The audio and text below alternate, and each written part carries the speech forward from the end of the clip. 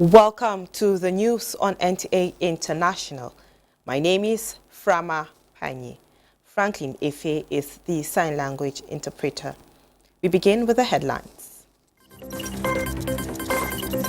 President Tinubu arrives South Africa as all is set for inauguration of President Cyril Ramaphosa.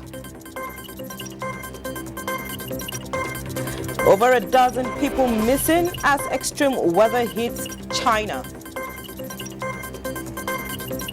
And European Union member state leaders fail to seal preliminary deal for a trio of top job positions.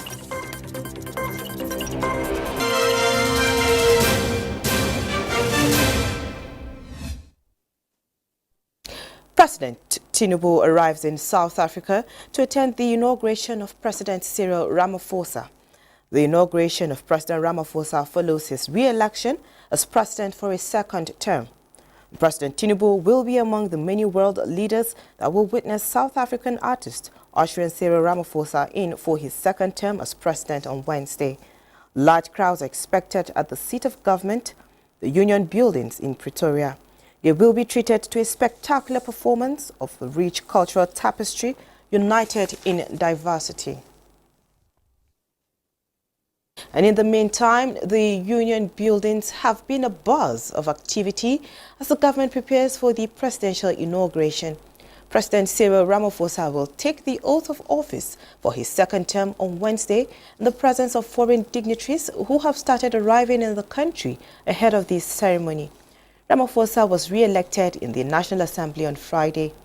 Government and law enforcement agency says it's all systems go for the inauguration. Several roads around the Union buildings in Pretoria have been closed ahead of Wednesday's presidential inauguration. Isaac Mahamba from the Swane Metro Police Department said starting at 3 a.m., several roads will be closed until 6 a.m. Thursday. He advised motorists to use alternative routes, adding that law enforcement agencies will be deployed to assist the traffic. Inauguration is an important feature in a year in which South Africa is marking 30 years of freedom under the theme 30 years of democracy, partnership and growth, which is also the theme of the inauguration. The inauguration will bring together South Africans from all backgrounds, all walks of life and political orientation, united in our diversity. If you look at the history coming for the 19th, there were issues that many of South Africans thought things would not happen accordingly. There were some few threats of the elections not taking place. There were some few threats where the announcement would not be made. There were some few threats when the parliament would not sit. And all those things happened accordingly and planned. This one also will happen accordingly as planned. A large number of the invitations have gone to heads of state of the SADC region, Central and East Africa, as well as all the chairpersons of the regional economic bodies, and of course the chairperson of the African Union Commission, the president of the Pan-African Parliament. So those would be the invited guests. Kenya's government on Tuesday walked back plans to impose multiple tax hikes, the presidency said, amending a controversial bill that sparked protest where more than a dozen demonstrators were arrested. The East African economic powerhouse has struggled with the cost of living crisis, which critics warned will only worsen under the levies laid out in a bill due to be debated this week and passed before June 30th. Hundreds of mostly young protesters assembled near Parliament on Tuesday, with police firing tear gas and making arrests. Hours later, the presidency announced that it will scrap many of the bill's most contentious provisions, including taxes on bread purchases and car ownership. The finance bill has been amended to remove the proposed 16% VAT on bread, transportation of sugar, financial services, foreign exchange transactions, as well as the 2.5% motor vehicle tax, the presidency said in a statement. Additionally, there will be no increase in mobile money transfers fees. An excise duty on vegetable oil has also been removed. The cash-strapped government had earlier defended the hikes, which were projected to raise some 346.7 billion shillings, equivalent to 1.9% of GDP, as a necessary measure to cut reliance on external borrowings.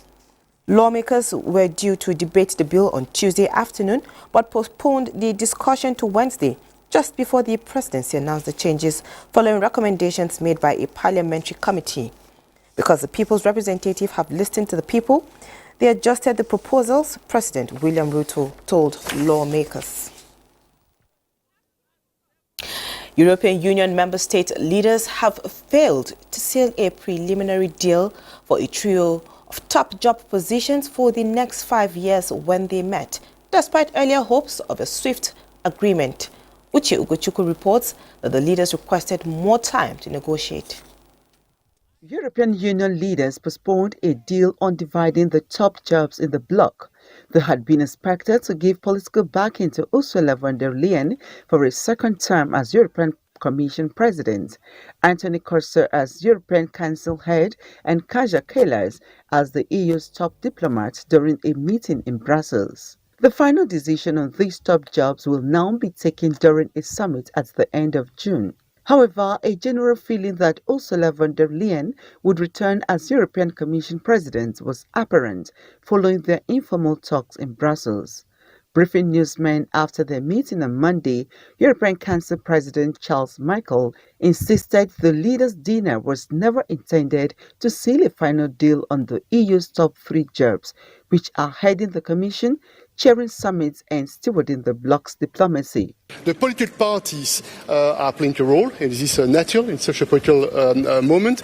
They made proposals, and we'll have the occasion in the days to come to work further and to prepare the decisions that we need to make. French President Emmanuel Macron echoed Michael's assessment, saying he expected a deal next week. Far-right gains in EU-wide elections early this month, which triggered snap polls and political upheaval in France, have focused minds around the positions hemming the bloc, specifically negotiated with an eye to geographic and political balance. Uche Ugochukwu, NTA News.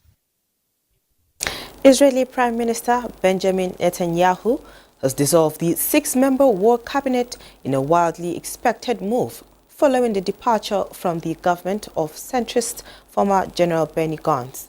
Uche Ugochukwu reports that U.S. envoy Amos Hochstein called for urgent de-escalation of cross-border exchanges of fire between Lebanon's Hezbollah and Israeli forces as he visited Beirut Tuesday. The war cabinet was a prerequisite of creating this national unity government. It was a prerequisite put in by member of Knesset Benny Gantz. With Mr. Gantz leaving the government, there is no longer a need for the war cabinet, and its duties will be taken over as mandated by the State of Israel by the Security Cabinet, together with the full cabinet. Netanyahu is now expected to hold consultations about the Gaza war with a small group of ministers, including Defense Minister Yoav Gallant and Strategic Affairs Minister Ron Dermer, who had been in the war cabinet. When Secretary Blinken was recently here in Israel, we had a candid conversation. I said I deeply appreciated the support the U.S. has given Israel from the beginning of the war. But I also said something else. I said it's inconceivable that in the past few months, the administration has been withholding weapons and ammunition to Israel. Meanwhile, U.S. envoy Amos Hochstein, on a visit to Beirut Tuesday, called for the urgent de-escalation of cross-border exchanges of fire between Lebanon's Hezbollah and Israeli forces ranging since the start of the Gaza war. The conflict along the blue line between Israel and Hezbollah has gone on for long enough. Innocent people are dying, property is damaged, families are shattered, and the Lebanese economy continues to decline. The country is suffering for no good reason. The Iran-backed Hezbollah movement, an ally of the Palestinian militant group Hamas, stepped up attacks on northern Israel last week after an Israeli strike killed one of its senior commanders, coinciding with the envoy's visit and what Hezbollah called Israeli threat of war against Lebanon. The Iran-backed group published a more than 9 minutes video showing drone footage purportedly taken by the movement over northern Israel, including parts of the city and port of Haifa. Houston met with Lebanese Parliament Speaker Nabil Berri, a key Hezbollah ally, a day after holding talks in Jerusalem with Israeli Prime Minister Benjamin Netanyahu. Berri and I had a very good discussion, and what President Biden wants to do is to avoid a further escalation to a greater war. That is the effort here. It will take everyone's interest in ending this conflict now, and we believe that there is a pathway diplomatically to do it, if the sides agree to it. U.S. President Joe Biden last month outlined a truce proposal which Houston said would ultimately lead to the end of the conflict in Gaza. Uche Ugochukwu, NTA News.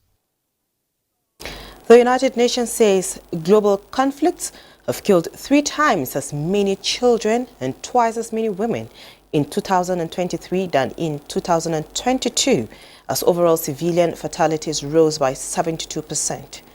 Once more, Uche Ugochukwu tells us all about it. United Nations High Commissioner for Human Rights, Volker Turk, told the UN Human Rights Council in Geneva that warring parties were increasingly pushing beyond boundaries of what is acceptable and legal. He said they are showing utter contempt for the other, trampling human rights at their core, while killings and injuries of civilians and the destruction of vital infrastructure have become a daily occurrence. Children shot at, hospitals bombed, heavy artillery launched on entire communities, all along with hateful, divisive and dehumanizing rhetoric.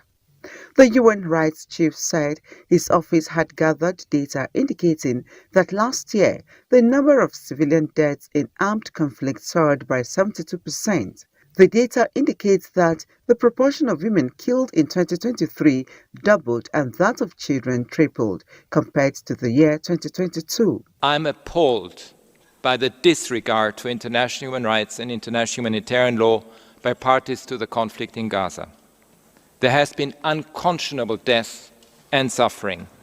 More than 120,000 people in Gaza, overwhelmingly women and children, have been killed or injured since 7 October as a result of the intensive Israeli offensives. Since Israel escalated its operations into Rafah in early May, almost 1 million Palestinians have been forcefully displaced, while aid delivery and humanitarian access deteriorated further. Uche Ugochukwu, NTA News. More than a dozen people were missing in China on Tuesday after heavy rains and flooding struck swaths of south, while the north baked under some of its highest temperatures this year. It is reported that 4 people were accounted for after a flash flood in Changji, the northwestern region of Jiangxing, where torrential rains triggered landslides and clogged roads. Footage from state broadcaster CCTV showed upturned cars and damaged buildings near Meizu, with residents in rubber boots picking through muddy, debris-laden streets to salvage their belongings. Other images showed sections of highway swept away by landslides and rescue workers in orange life jackets steering dinghies through the floodwaters to reach trapped villages. President Xi Jinping called for emergency workers to make every effort to respond to disaster situations and do a good job of relief and rescue work to combat flooding and drought. He instructed rescuers to guarantee the security of people's lives and property and overall social stability. Authorities have also moved to offer drought prevention and disaster relief in 7 provinces across China's north, east and center. China is enjoying a summer of extreme weather, which scientists say is made more common by climate change. We'll pause here, take a short break. We will return with more stories. We will work diligently to make sure every Nigerian feels the impact of their government, the economic aspirations, and the material well-being of the poor. the most vulnerable, and the working people shall not be neglected. It is in this spirit that we are going to implement a new national living wage for our industrious workers this new year. It is not only good economics to do this, it's also a morally and politically correct thing to do.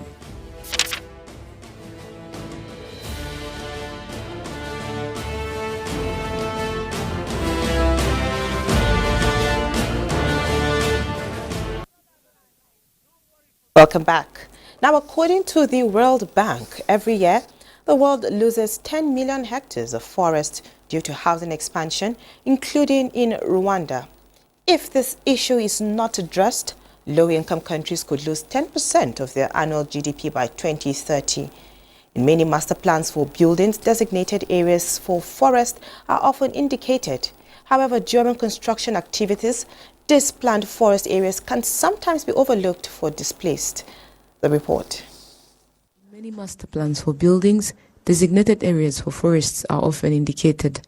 However, during construction activities, these planned forest areas can sometimes be overlooked or displaced. Trees grow over a period of time, and every tree we have, there are those which grow after a period of, say, 6 months. That's when you start seeing the fruit of the trees. There are those that actually take real shape after a period of 1 year, and it's over a period of time that you get to appreciate the architectural presentation. The treatment of the wastewater and also the flow of the water around the estate is carefully directed to a channel which is in accordance with the norm of Rwanda, which actually empties itself in a particular place. Population growth rate of 2% per year, Rwanda is projected to have over 22 million people by 2050, requiring more than 5.5 million shelters.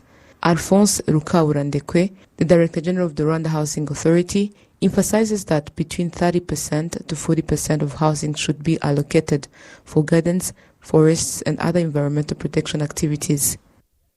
Ku mategeko yo mu Rwanda tugomba kuba dufite nibura 30%. According to Rwandan laws, at least 30% of spaces must be allocated for green areas.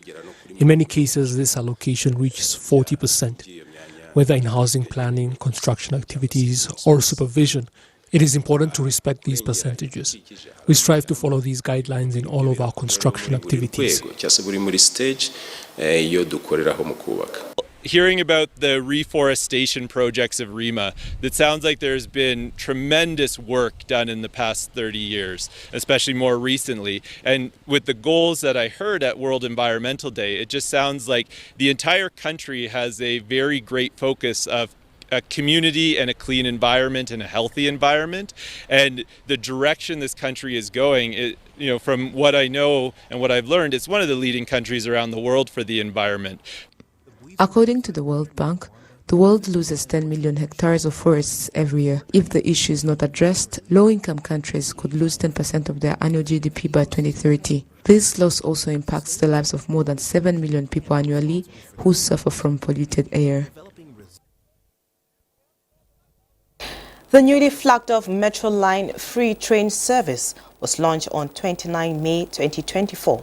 Correspondent Kama Kama, who boarded the train from the Abuja metro station to the last stop at the Nnamdi Azikiwe Airport, reports that the initiative is already making waves in the FCT. Today, I bring you a groundbreaking development in the transportation sector that is set to revolutionize commuting in Abuja. On the 29th of May 2024, the highly anticipated Metro Light Train free ride was flagged off, and it has been creating a buzz ever since. Imagine a hassle-free journey from the Abuja Metro station to Idu train station all the way to the Nnamdi Azikiwe Airport access. And the best part, this free ride runs at least 3 times to and fro in a day, making it convenient for passengers to cash up a ride at their preferred time. The government directed that it should be free till the end of the year.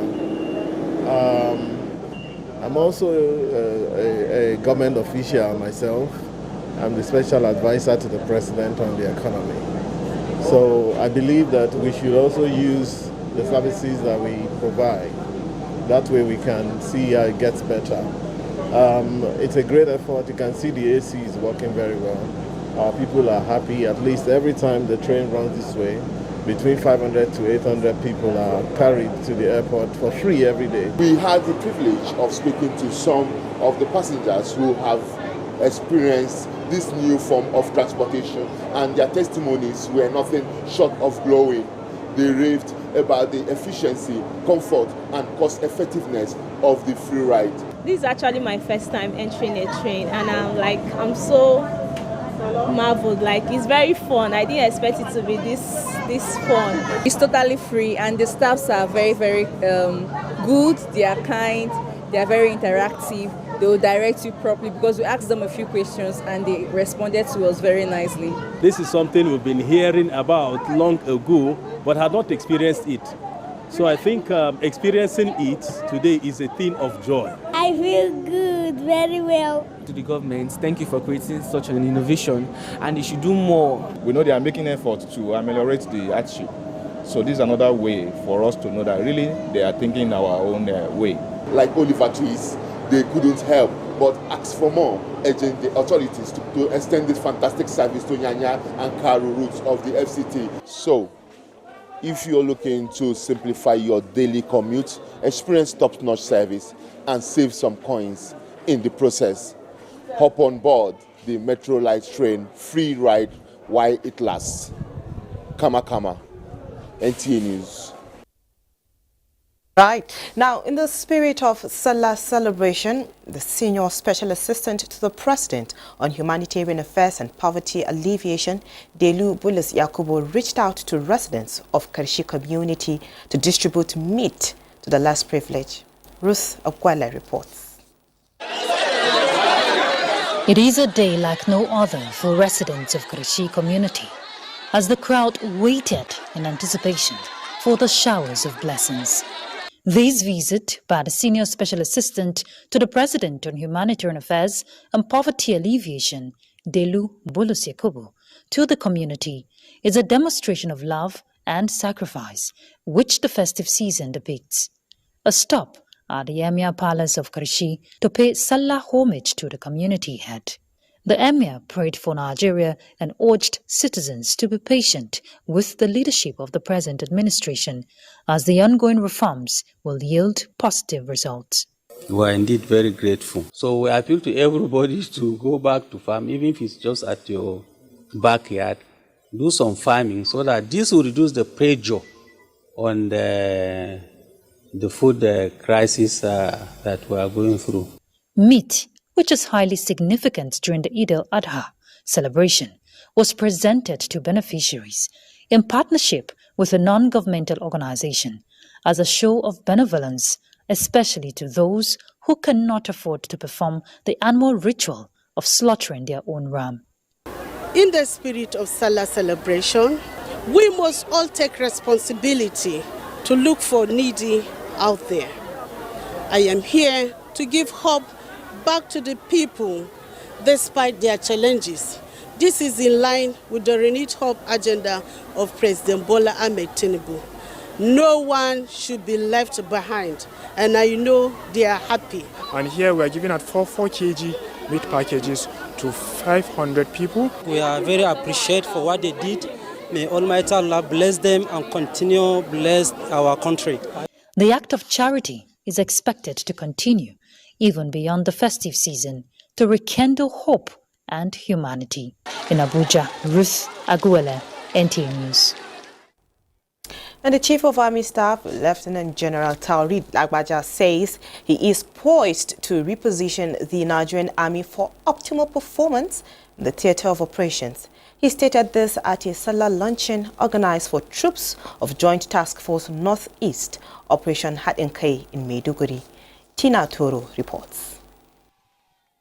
The Salah luncheon is a way of boosting the morale of officers and men of the Joint Task Force Operation NTAi, especially the wounded in action soldiers, to let them know that they are not alone in the struggle to recovery and acknowledge the gallantry of officers and men who daily sacrifice themselves on the altar of insurgency for the peace and stability of the country. Taking stock of his 1 year in office, the Chief of Army Staff highlighted successes recorded in the theatre of operations, especially the recovery of vehicles, arms and ammunition, which have further strengthened the armory and fleet of the theatre command for optimal performance. He urged officers and men to remain resolute in protecting the territorial integrity of the country and internal security.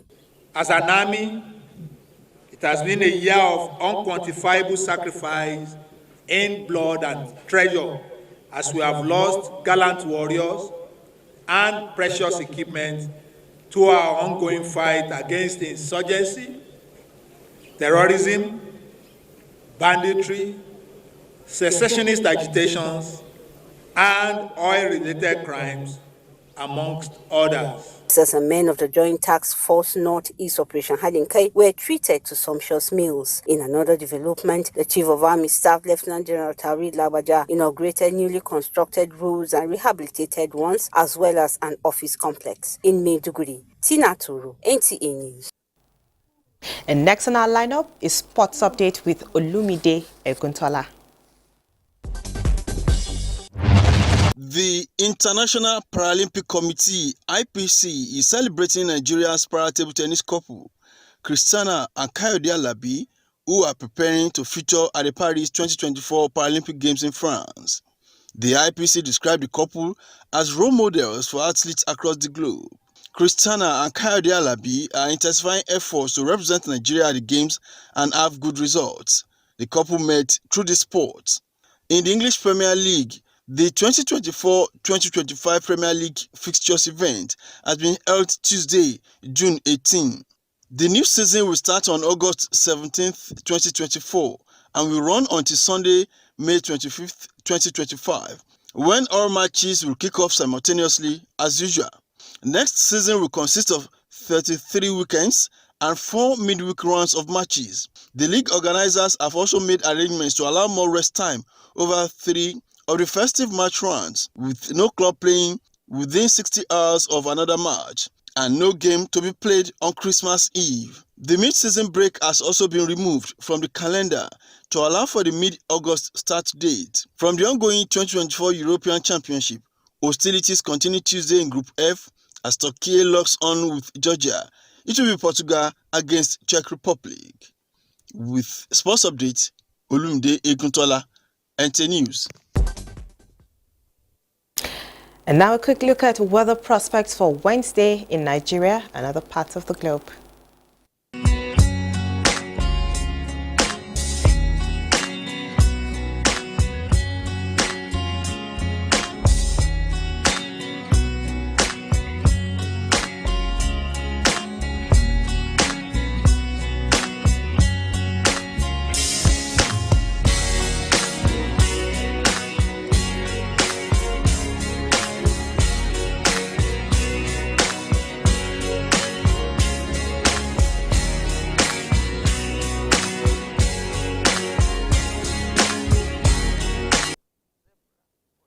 This is where we end the news. Thank you for being a part of it.